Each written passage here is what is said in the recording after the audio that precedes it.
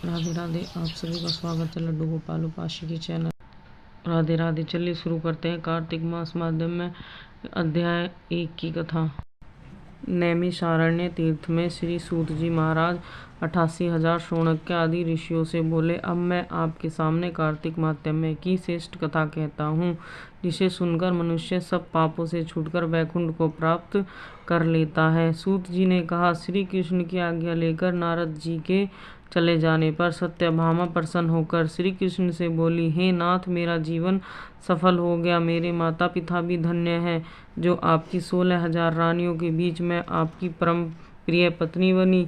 मैंने आपके साथ नारद जी को कल्पवृक्ष दान में दिया है, परंतु वही कल्पवृक्ष मेरे घर में लहराता है।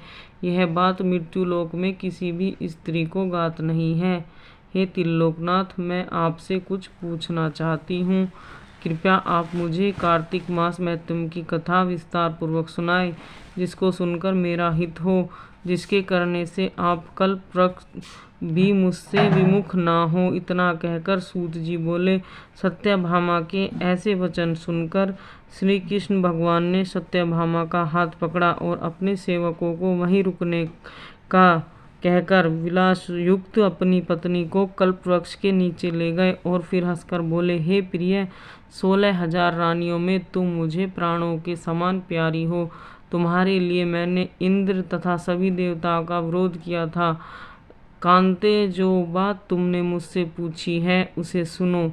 एक दिन मैंने तुम्हारी इच्छा को पूरा करने के लिए गरुड़ पर सवार होकर इंद्रलोक जाकर कल्पवृक्ष की मांग की। इंद्र द्वारा मना किया जाने पर इंद्र तथा गरुड़ के बीच घोर संग्राम हुआ और गोलोक में भी गरुड़ जी का गो से युद्ध हुआ। गरुड़ की चोंच के प्रहार से गायों के कान एवं पूंछें कटकर गिरने लगी, जिनसे 3 वस्तुएं उत्पन्न हुई। कान से तंबाकू, पूंछ से गोभी और रक्त से मेहंदी बनी। इन तीनों का प्रयोग करने वाले को कभी मोक्ष नहीं मिलता। तब गौ ने भी क्रोधित होकर गरुड़ पर वार किया, जिससे उनके 3 पंख कटकर गिर गए।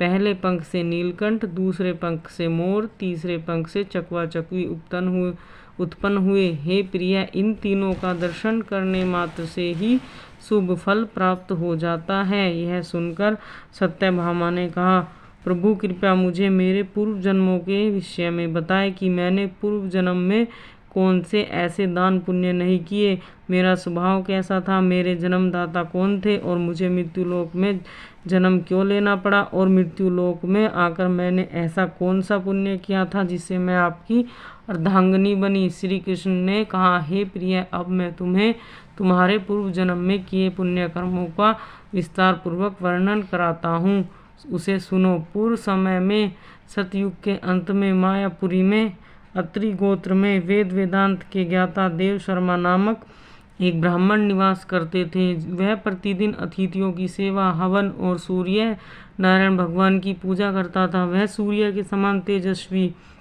वृद्धावस्था के समय में देव शर्मा के घर एक पुत्री का जन्म हुआ। उस पुत्रहीन ब्राह्मण ने अपनी कन्या का विवाह अपने ही शिष्य चंद्र के साथ कर दिया। वह चंद्र को अपने पुत्र समान मानता था और चंद्र भी उसे पिता की भांति सम्मान देता था। एक दिन देव शर्मा तथा चंद्र दोनों कुशय व संविदा लेने के लिए जंगल में गए। तब वह दोनों हिमालय की तलहटी में भ्रमण कर रहे थे। तब उन्हें एक राक्षस अपनी ओर आता हुआ दिखाई दिया। उस राक्षस को आता हुआ देखकर डर के मारे वह दोनों कांपने लगे। उनके अंग शिथिल होने लगे और वह वहां से भाग भी नहीं पाए।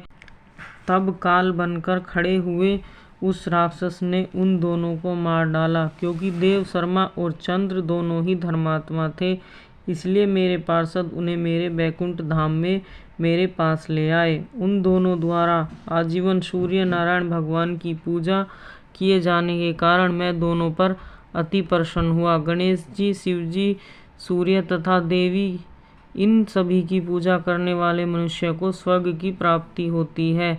मैं एक होते हुए भी काल और कर्मों के भेद से 5 प्रकार होता हूँ। जैसे एक देवदत्त, पिता, भ्राता आदि नामों से पुकारा जाता है, जब वे दोनों विमान पर आरूढ़ होकर सूर्य के समान तेजस्वी रूपवान चंदन की माला धारण किए हुए मेरे भवन में आए तो वह दिव्य भोगों को भोगने लगे। इस प्रकार कार्तिक महात्म्य का पहला अध्याय पूर्ण हुआ। राधे राधे। आगे के सभी अध्याय सुनने के लिए चैनल को सब्सक्राइब करें।